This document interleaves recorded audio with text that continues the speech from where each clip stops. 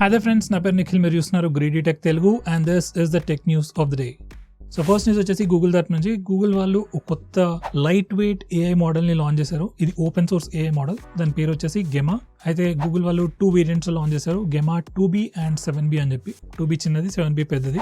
So మీ దగ్గర ఒక powerful work station ఉంది, లేదా పవర్ఫుల్ మెషిన్ లెర్నింగ్కి సంబంధించిన ల్యాప్టాప్, కంప్యూటర్ ఏదైనా ఉంటే మీరు డౌన్లోడ్ చేసుకొని మీ ఓన్ ChatGPT లాంటి సాఫ్ట్వేర్ని మీ ఓన్ PC నుంచి రన్ చేసుకోవచ్చు. సో ఇంట్రెస్ట్ ఉన్న వాళ్ళు ట్రై చేయొచ్చు. డెవలపర్స్కి చాలా పనికొస్తుంది అండ్ రీసెర్చ్ పర్పస్కి కూడా పనికొస్తుంది. ఫోన్పే కంపెనీ వాళ్ళు ఇండియాలో ఇండియన్స్ కోసం అని చెప్పి ఇండస్ అనే ఒక ఆండ్రాయిడ్ యాప్ స్టోర్ లాంచ్ చేశారు. సో ఇదేంటంటే మనకి గూగుల్ ప్లే స్టోర్ ఉన్నట్టే ఇది ఒక అనదర్ ఆండ్రాయిడ్ యాప్ స్టోర్. మీరు ఈ యాప్ స్టోర్ నుంచి హాట్స్టార్, అమెజాన్ ప్రైమ్ లాంటి అప్లికేషన్స్ కూడా డౌన్లోడ్ చేసుకోవచ్చు. కంపెనీ చెప్పేది ఏంటంటే ఇండియాలో చాలా లాంగ్వేజెస్ ఉన్నాయి, ఆ languages Google play store support చేయట్లేదు, అందుకోసం అని చెప్పి మేము ఈ కొత్త యాప్ స్టోర్ లాంచ్ చేస్తున్నాం అన్నారు. నాకంతా బ్లా బ్లా బ్లా అన్నట్టు అనిపించింది. దీనివల్ల ఏంటంటే ఇది ఒక రెవెన్యూ స్ట్రీమ్ జనరేట్ చేసుకోవడం కోసం. యాపిల్లో అంటే అసలు ఏది లేదు కాబట్టి యూరోప్ లో రచరచ చేసి వేరే యాప్ స్టోర్ తీసుకొచ్చారు. మన గూగుల్లో అయితే మరి అంత అవసరం లేదు, but still Indus app store Indians కోసం తీసుకొచ్చారు. అయితే ఫస్ట్ ఇయర్ లో యాప్ డెవలపర్స్ ఎవరైనా కూడా ఈ ఇండస్ యాప్ స్టోర్ లో యాప్స్ అప్లోడ్ చేస్తే ఏం చార్జెస్ పడమంట. మనకైతే ఎండ్ యూజర్ పరంగా అయితే మనకైతే పెద్ద బెనిఫిట్స్ ఏమీ లేవు, ఇంకా చెప్పాలంటే రిస్క్స్ ఎక్కువగా ఉన్నాయి. లైక్ గూగుల్ వాళ్ళైతే మీరు ఏదైనా యాప్ ఎవరైనా అప్లోడ్ చేస్తే దానిలో ఏమైనా సెక్యూరిటీ ఇష్యూస్ చెక్ చేసి సెక్యూరిటీ ఇష్యూస్ యాప్స్ అసలు బయటికి రానియారు. ఒకవేళ తర్వాత వచ్చినా కానీ ఇమీడియట్ గా ప్లే స్టోర్ లో బ్లాక్ చేస్తారు. అదే విధంగా ఈ ఇండస్ యాప్ స్టోర్ వాళ్ళు చేయగలుగుతారా లేదనేది మనకు తెలియదు. సో మీరు ఈ ఇండస్ యాప్ స్టోర్ ని వాడి ఏదో యాప్ డౌన్లోడ్ చేసుకొని వైరస్ తెచ్చుకునే కన్నా ఈ యాప్ స్టోర్ ని కంప్లీట్లీ ఇగ్నోర్ చేయమని చెప్తాను నేనైతే.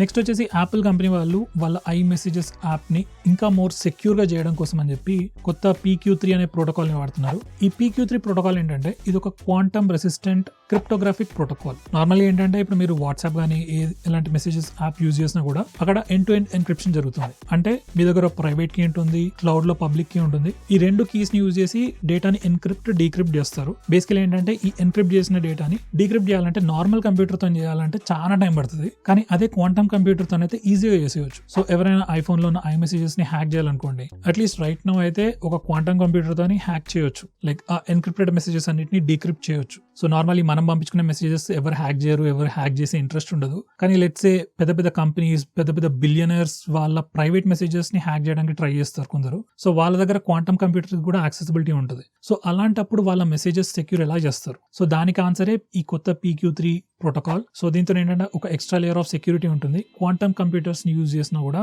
ఈజీగా దీన్ని హ్యాక్ చేయలేరు, డిక్రిప్ట్ చేయలేరు. అయితే మీరు అనొచ్చు, ఇప్పుడు క్వాంటమ్ కంప్యూటర్లు ఎవరి దగ్గర లేవు, చాలా కొంతమంది దగ్గరే ఉన్నాయి, ఇప్పుడు ఎందుకు ఈ ప్రోటోకాల్ని యూజ్ చేస్తున్నారు అని మీరు అనుకోవచ్చు.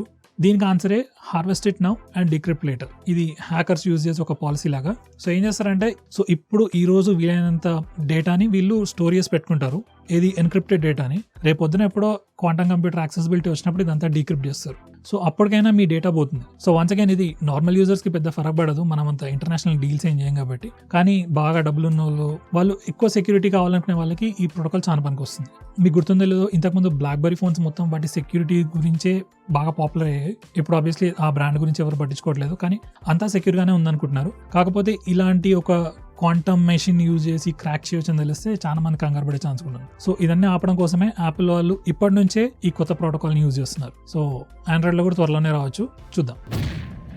వాట్సాప్ వాళ్ళు మళ్ళీ కొత్త అప్డేట్స్ తీసుకొస్తున్నారు. ఈ కొత్త అప్డేట్లో ఏంటంటే మనం వేరే వాళ్ళ ప్రొఫైల్ పిక్చర్స్ ని స్క్రీన్ షాట్ తీయలేమంట ఈ కొత్త అప్డేట్ తోని. వన్స్ అగైన్ ఇది బీటాలోనే ఉంది. సో రెగ్యులర్ అప్డేట్ వచ్చిన తర్వాత మీరు వేరే వాళ్ళ ప్రొఫైల్ ఫోటోస్ ఎప్పుడు కూడా స్క్రీన్ షాట్ తీయలేరు. సో చాలా మంది చేస్తూ ఉంటారు కదా, వేరే వాళ్ళ ఫోటో స్క్రీన్ షాట్ తీసి ప్రూఫ్ లాగా వాడుతూ ఉంటారు, వేరే వాళ్ళకి పంపిస్తూ ఉంటారు. ఇదేం చేయలేరు. నెక్స్ట్ వచ్చేసి కొత్త టెక్స్ట్ ఫార్మాటింగ్ ఆప్షన్స్ కూడా తీసుకొచ్చారు. పాత వాటితో పాటు కొత్తవి కూడా తీసుకొచ్చారు. సో ఈ ఫోటో చూస్తే మీకు అర్థమైపోతుంది. సో వీటితో మీరు టెక్స్ట్ ఫార్మాటింగ్స్ చేయొచ్చు, బుల్లెట్ పాయింట్స్ పెట్టొచ్చు, కోడ్స్ పెట్టొచ్చు, ఇన్లైన్ కోడ్ పంపించుకోవచ్చు. అసలు మీరు ఈ టెక్స్ట్ ఫార్మాటింగ్స్ యూజ్ చేస్తారా? ఎంతమంది యూజ్ చేస్తారు? కమెంట్ చేసి చెప్పండి. గూగుల్ వాళ్ళు కూడా కొత్త ఫీచర్ తీసుకొచ్చారు, స్కాన్ టెక్స్ట్ అని చెప్పి. మనకి ఇది గూగుల్ లెన్స్ లో ఆల్రెడీ ఉన్న ఫీచరే. లైక్ మీరు గూగుల్ లెన్స్ ఓపెన్ చేసి ఏదైనా టెక్స్ట్ ని చూపిస్తే ఆ ఫోటోలో ఉన్న టెక్స్ట్ కాపీ చేసుకోవచ్చు. ఈ ఫీచర్ ని డైరెక్ట్లీ గూగుల్ కీబోర్డ్ యాప్ లోనే ఇంటిగ్రేట్ చేశారు. సో మీరు రోడ్ మీద వెళ్తున్నప్పుడు ఏదైనా ప్రోడక్ట్ న్యూస్ కానీ ఏదైనా బ్యానర్ ని చూసి అదేంటి అని సెర్చ్ చేసేయడానికి టైప్ చేయనక్కర్లేదు, డైరెక్ట్లీ గూగుల్ కీబోర్డ్ లోనే షార్ట్ కట్ ఉంది, స్కాన్ టెక్స్ట్ అని చెప్పి. అది క్లిక్ చేసి కెమెరాని దాని సైడ్ పాయింట్ చేస్తే టెక్స్ట్ ఎక్స్ట్రాక్ట్ చేస్తుంది. ఇన్సర్ట్ అనే బటన్ క్లిక్ చేయగానే ఆ టెక్స్ట్ బాక్స్ లోకి వెళ్ళిపోతుంది. So nice feature. ఇది right now Google Gboard beta version లోనే ఉంది, త్వరలో రెగ్యులర్ యాప్స్ లో కూడా వచ్చేస్తుంది. మీరు న్యూరల్ లింక్ అనే కంపెనీ గురించి విన్నారా?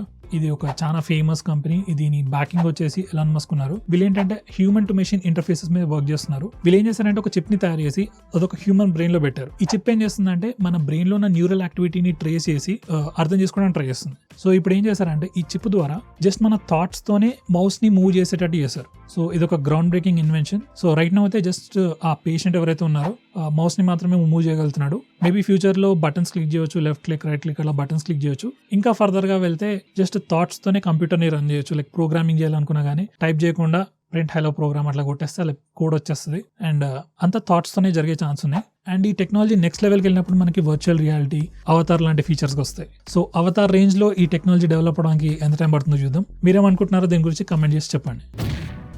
నెక్స్ట్ ఇది వచ్చేసి గూగుల్ పిక్సెల్ ఫోల్డ్ 2 కి సంబంధించిన రెండర్డ్ లీక్స్. ఆ వైజర్ మాడ్యూల్ అయితే పోయింది కానీ మళ్ళీ ఒక హ్యూజ్ బల్కీ కెమెరా మాడ్యూల్ అయితే ఉంది. అండ్ ఫ్రంట్ డిస్ప్లేకి వచ్చేసరికి మనం ఈసారి under display front facing camera చూడొచ్చు అంట. లైక్ డిస్ప్లే కింద కెమెరా ఉంటుంది. సో ఈ డిజైన్ చూస్తే మీకు ప్రీవియస్ పిక్సెల్ ఫోల్డ్ డిజైన్ తో కంపేర్ చేస్తే మీకు ఎలా అనిపించింది కమెంట్ చేసి చెప్పండి.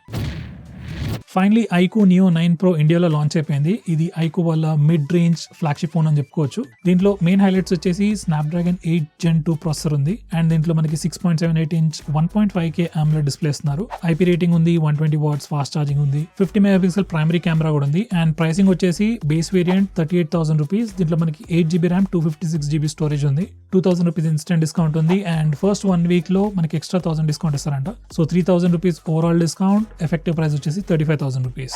మార్చ్ లో ఇంకొక స్మాలర్ వేరియంట్ కూడా లాంచ్ చేస్తారు. దాంట్లో మనకి 8GB RAM and 128GB storage ఉంటుంది. దాని ప్రైస్ వచ్చేసి 35,000 రూపీస్. ఇన్స్టెంట్ డిస్కౌంట్ 2,000 తీసేస్తే 33,000 కి వస్తుంది. సో అరౌండ్ 35,000 రూపీస్ ఫోన్ తీసుకోవాలనుకునే వాళ్ళకి ఇది one of the best choices. Like specially games ఎక్కువగా ఆడే వాళ్ళకి ఇదైతే సూపర్ చాయిస్. పక్కా నేను రికమెండ్ చేస్తాను. వివో కంపెనీ వాళ్ళు కూడా వివో Y200e అని చెప్పి ఒక కొత్త ఫోన్ లాంచ్ చేశారు ఇండియాలో. దీంట్లో స్నాప్డ్రాగన్ 4 Gen 2 ప్రాసెసర్ ఇస్తున్నారు. అండ్ ప్రైస్ వచ్చేసి 20,000 రూపీస్ కి లాంచ్ చేశారు. నేనైతే ఫోన్ ని తప్పకుండా రికమెండ్ చేయను. ఫోన్ డిజైన్ చూడడానికి బాగానే ఉంది కానీ ప్రాసెసరే మరి ఎంట్రీ లెవెల్ ప్రాసెసర్ ఇచ్చారు. అది కూడా 20,000 కి. ఈ ఫోన్ తీసుకునే బదులు వేరే brands, online exclusive brands consider చేస్తే బెటర్. నెక్స్ట్ ఇవి వచ్చేసి బ్యాట్మ్యాన్ బియాండ్ కి సంబంధించిన concept art. Like same Spiderman verse కి ఎవరైతే కాన్సెప్ట్ ఆర్టిస్ట్ ఉన్నారో వాళ్ళు ఈ డిజైన్స్ ని తీసుకెళ్లి వార్నర్ బ్రోస్ కి వెళ్ళి ఐడియా పిచ్ చేశారు. లైక్ బ్యాట్మ్యాన్ బియాండ్ మూవీ తీద్దామని చెప్పి. ఇంకా ఏం ఫైనలైజ్ అవ్వలేదు, బట్ స్టిల్ ఈ కాన్సెప్ట్ ఆర్ట్స్ అయితే రిలీజ్ చేశారు. ఫోటోస్ చాలా బాగున్నాయి. వాల్ పేపర్స్ కూడా పెట్టుకోవచ్చు. సో మీలో ఎవరైనా బ్యాట్మ్యాన్ బియాండ్ చూసినట్టయితే వీడియోకి లైక్ కొట్టండి అండ్ కింద కమెంట్ చేసి చెప్పండి.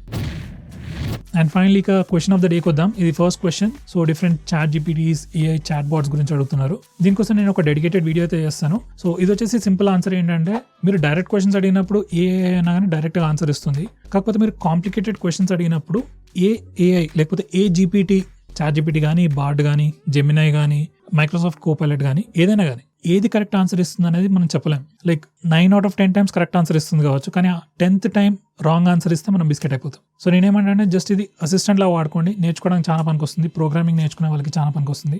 బట్ ఇది ఇచ్చిన రిజల్ట్స్ ని ఫైనల్ రిజల్ట్స్ లాగా తీసుకోకండి. లైక్ కాలేజెస్ లో, స్కూల్స్ లో హోంవర్క్ కి పనికి వస్తుంది, కానీ ఫైనల్ ఎగ్జామ్స్ కి ఇది ఇచ్చిన ఆన్సర్స్ పెట్టకండి. ఆ ఆన్సర్ కరెక్ట్ అని మీకు తెలిస్తే పెట్టుకోవచ్చు, కాకపోతే అది 100% కరెక్ట్ ఆన్సర్ ఇస్తుందని అయితే చెప్పలేం. సో చెప్పాను కదా, ఇది నా ఆన్సర్. దీని గురించి ఇన్ డెప్త్ వీడియో మళ్ళీ చేస్తాను.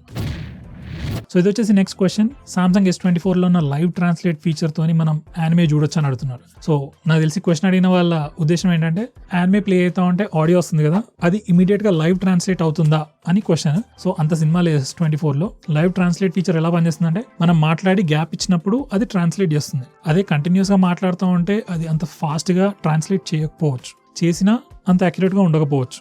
ఇంకోటి ఏంటంటే మనం హిందీలోకి ట్రాన్స్లేట్ చేసినప్పుడు శుద్ధ హిందీలో ట్రాన్స్లేట్ అవుతుంది. అది హిందీ వాళ్ళు కూడా అర్థం చేసుకోకపోవచ్చు. ఇంగ్లీష్లో ట్రాన్స్లేట్ అయినప్పుడు బాగానే అవుతుంది, కానీ దాంట్లో జాపనీస్లో ఆబ్వియస్లీ జాపనీస్ పేర్లు ఉంటాయి, కొన్ని ఎక్సైట్మెంట్తో ఉండే ఎక్స్ప్రెషన్స్ ఉంటాయి. సో అవన్నీ ప్రాపర్గా ట్రాన్స్లేట్ అవ్వకపోవచ్చు. సో ఓవరాల్గా ఏంటంటే మీకు సబ్ టైటిల్స్ చదవడం కష్టంగా ఉండొచ్చు, బట్ స్టిల్ సబ్ టైటిల్స్ చదవడం ఈజీ అండ్ మీకు కరెక్ట్ మీనింగ్ ట్రాన్స్లేట్ అవుతుంది. అదే మీరు ఈ లైవ్ ట్రాన్స్లేట్ లాంటి ఫీచర్స్ వాడితే చూపించుకోవడానికి, షో ఆఫ్ చేయడానికి ఫ్యాన్సీగా ఉంటుంది, కానీ ప్రాక్టికల్ కాదు.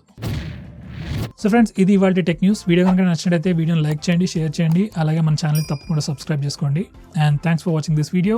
See you next time. Bye bye.